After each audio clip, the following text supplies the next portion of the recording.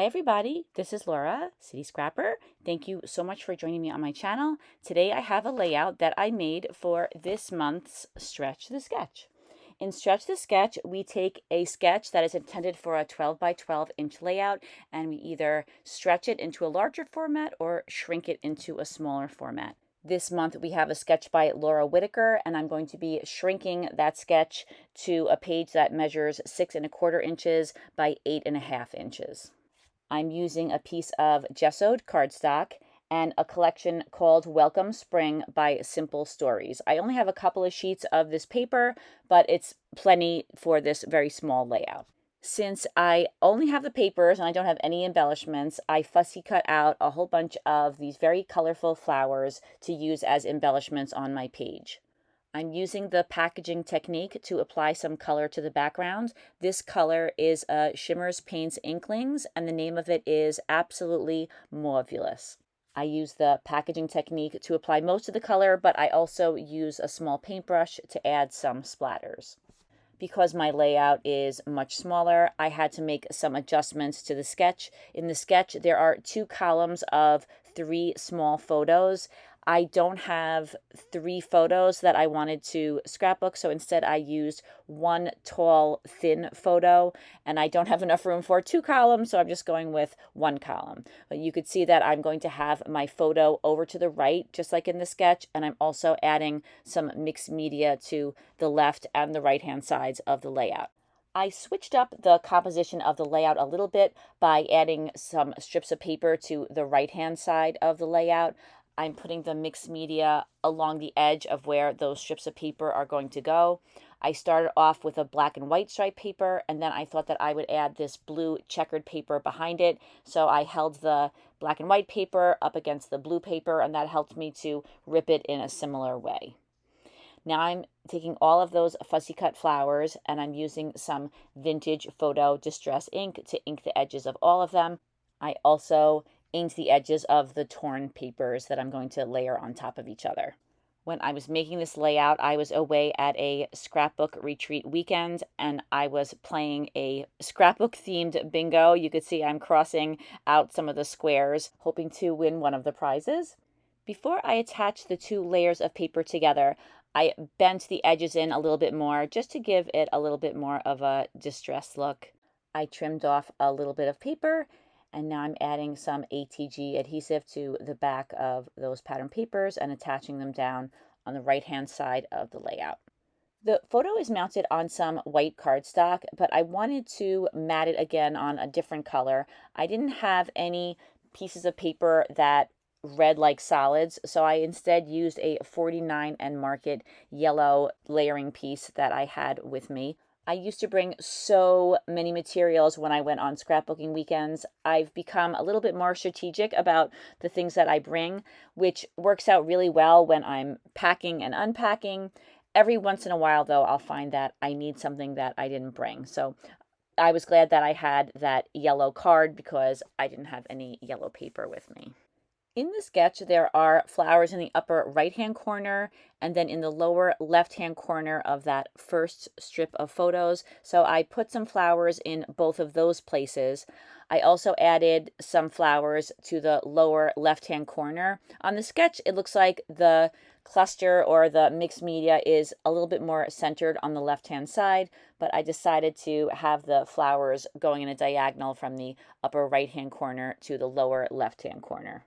I used a large cluster of flowers that I fussy cut out in the lower left-hand corner. Since there was no yellow in that cluster, though, I decided to add a yellow flower in. And now I'm adding a couple of flowers to the lower left-hand corner of the photo, although I will change that up a little bit.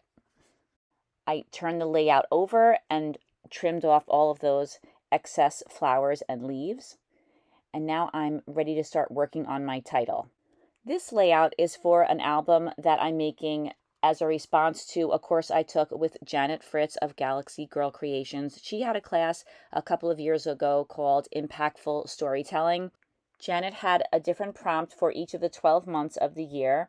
I made this layout to go along with the October prompt, and the class is paid content, so I won't go into too much detail. but the prompt had to do with showing a side of you that people don't usually see. For this layout, I'm talking about how I tend to think a little bit differently than other people. I won't go into too much detail about it, but in general, I tend to be polite because I was raised to be polite and be respectful of other people's opinions, but I do tend to question everything. So I often have different opinions, not original opinions. Many other people have them too, but I do tend to have a little bit of a different way of looking at things than the people that are around me. So I was Googling all kinds of things, trying to find a nice way to put it for my title, and I decided to let's call it neurodivergent. You know, I could call myself a little odd or weird, or I think differently, but I thought that was a little bit nicer way of phrasing it. So that's going to be my title, and I'll be working on the rest of that in a moment. I decided to make a little cluster in the upper left-hand corner just to balance the page off a little bit. I decided to make it small though. I'm just going to use some very small flowers in that corner. There were a number of leaves that I fussy cut out along with the flowers. Some of them I cut off and then re-tucked into the clusters of flowers because I didn't like the direction of them or I didn't like the placement of them. Now I'm attaching down neurodivergent, which I think is one word, but it was too long to fit on one line, so I broke it into two parts. I meant to put a dash between the two parts of the word, but I forgot to do that, and then I ended up putting an embellishment right after the O in neuro, so I decided to just leave it like that. Now I'm adding the words let's call it, and then let's, I didn't have an apostrophe, so I just left it like that. I'm going to look through my stash and see if I could find anything to add an apostrophe with. Whenever I'm working with these little rectangular letter tiles, I find it's a little challenging to place them correctly on the layout if I put them directly down on the layout. So instead, I will attach them down to thin strips of paper before putting them down. That really helps me to place them where I want them. I thought that the paint on the upper left-hand corner was a little bit too faint, so I added a little bit more just to make it look similar to the other areas where I have the paint. And then I decided to just go ahead and add some splatters all around the layout. I considered the layout done, but then when I got home, I felt that it needed a few adjustments. First of all, I wanted to give my photo a little bit of dimension. So I cut out some fun foam, and I am going to attach that behind my photo. Initially, I was trying not to add too much dimension to any of the pages that are going into this album, but I can't help myself. So I thought that adding a little bit of fun foam just behind the photo wouldn't add a lot of dimension, but would give it the look that I wanted to have. When I removed the photo from the page, I had to lift up some of the flowers.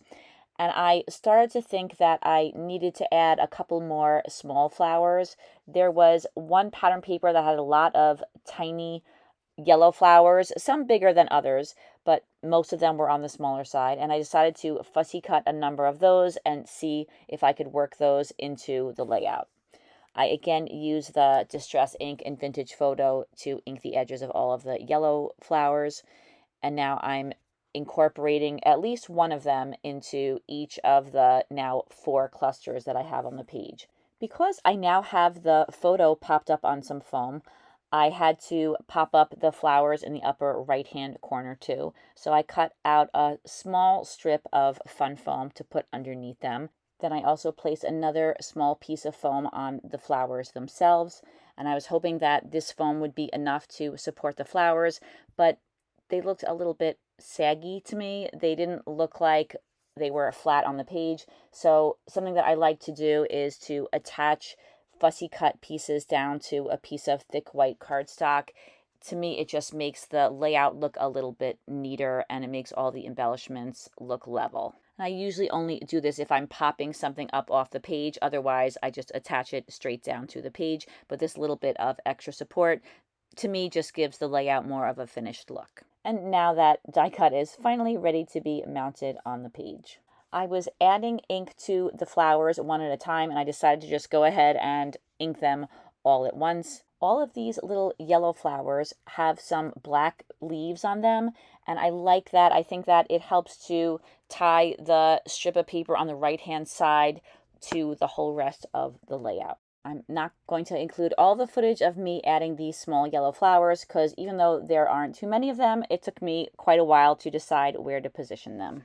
I'm using some fun foam to pop up each of these new yellow flowers that I'm adding to the layout, and that little addition of foam, I think, gave the flower clusters just the right amount of dimension and made them a little bit more interesting.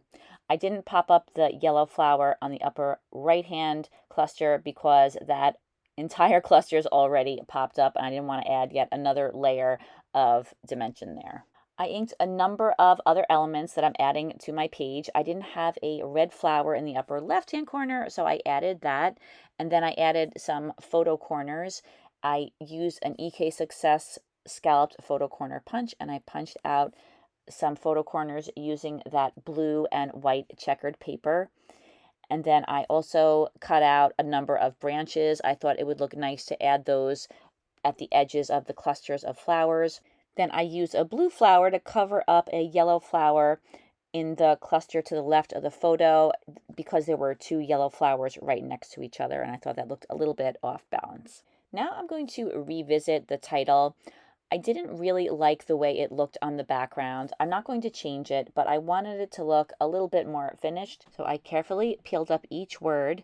I inked the edges with the Vintage Photo Distress ink, and then I mounted them on some pattern paper. For the first part of the title, I used part of the paper that was a solid pink.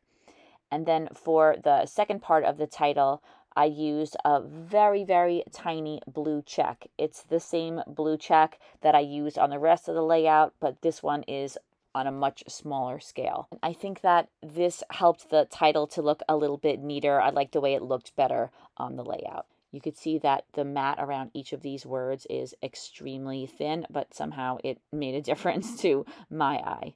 Once I had the first part of the title attached down, I mounted the second part of the title on the blue checked pattern paper, and then I inked the edges of the pattern paper. I did the same thing for the first part of the title, and I think that that helped it to pop off the background a little bit or have some contrast with the background. That way the title is a little bit more readable.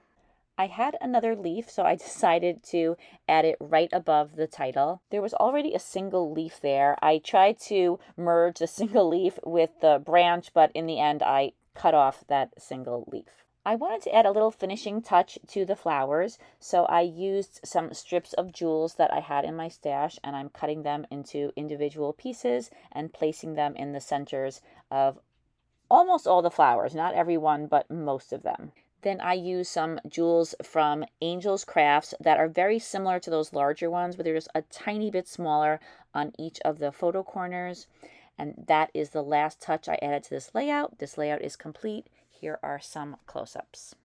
Thank you very much for taking the time to watch Stretch the Sketch. I really hope that you enjoyed it. In the description box, you'll find links to the channels of all the other scrapbookers who created layouts and videos and Instagram posts for this challenge. I really hope that you'll check all of them out. I hope you have a fantastic day, and I'll see you again soon. Take care, everybody.